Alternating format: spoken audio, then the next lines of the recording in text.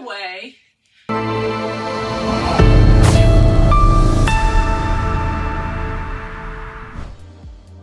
Yes, of course you don't want to get sit on. You know, the fun thing about Allie is she's out and about everywhere with Mark as a working dog, and she's a Belgian Malinois. So her being calm is an example of how well trained we train our service dogs. I'm Sandra LaFont, the National PTSD Service Association. We've been 501c3 since 2016, and Allie in 2012 gave us an understanding of how life-changing a well-trained service dog is, and Mark wanted a Belgian Malinois. So me and Mark are founders, and the nice thing is we're rolling out the red carpet for all veterans and first responders, especially in the Siesta Key, Sarasota, Venice, Tampa, Port Charlotte area of Florida. I know what I'm going to show today with the virtual dog training, besides having her outdoors off leash, is my favorite part about control of your dog.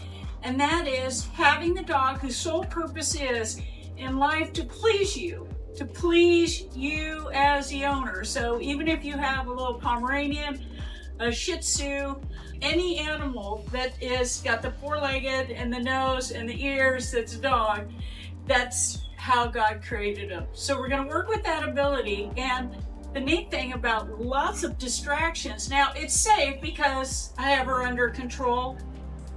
That's what you can expect from a service dog when Mark is out and about. Of course, he has a collar on her, a leash. We have a leash law. Does he need the leash to have control of her? No, because she lives and breathes to work, and we've taught her that way. We've activated the thing in her brain, and we're 100% successful with our recipients because with activating the things in their brain, it causes us to redirect around the PTSD injury. Now, I had a head injury, I recovered, and I can tell you, and I posted on Facebook and I'll post it on our website today, there's science behind what's going on here. And the cool thing about all of the documentation is I'm living proof that it's 100% effective, and we all know what a difference pets make. She brought that up on one of our interviews together, that just having a dog got her out of the house. And we have read in her blog, there are some very dark times for family members who have experienced war. And her book coming out in February is going to be a great ride as far as anybody who's experienced themselves or their loved one going through a wartime and the things that happen in war. And you'll cry, you'll laugh, and you'll heal through the process. So Linda and I will be on a book tour in Florida, and most likely we'll have the dog with me. So what I'm going to show is one of the simple things that you get to go from A to Z in training. And without me describing all the things we've talked about in training before, you're going to hear me say, yes, yes, yes, yes. That's my cat in the background. Because the dog is going to live for the yes. Of course we feed them. But in this process, if you really want to go from A to Z and get quick control of your dog, even if the dog is 13 years old, take that food time and turn it into training time, even if it's just 3 minutes. And I got an extra hint for you. And of course I buy the big, because I have a lot of dogs. So if you have a little dog and you have a little bit of refrigerator room, this is fresh food. So I've just cut some. Yes. And this is how you make that training time and food time come together, where you have a super well-fed dog, but not on doggy junk food and doggy treats, but on real food that's good for your dog. And where you want that dog to live is right here, paying attention. Now, this is the fun part of a high drive dog.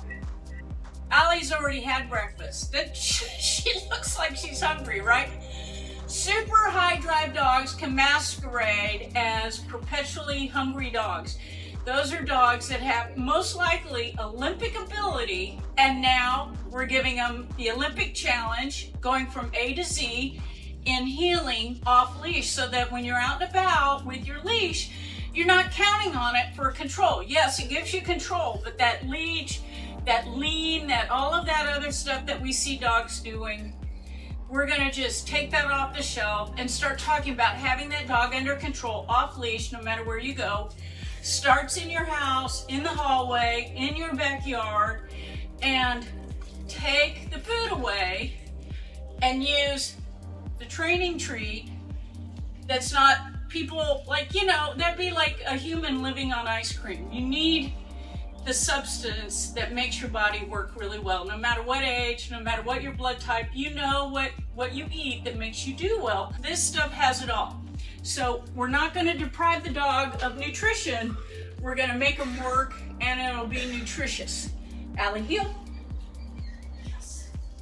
Yes. Yes, yes, yes, yes, yes. Okay. So that was a quick, I had her right here. You're paying attention, yes. Good. And you didn't know, but I have my hand closed, and she's living right there.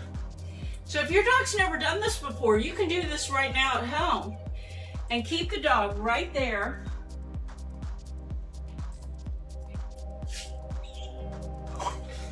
Stay. And if I move off with my right foot, now I got some extra body language. I said stay, and I moved off with my right foot.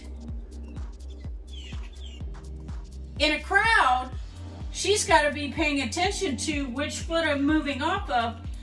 And if she can't hear me, if I move with my left foot, we're going. Allie, hip.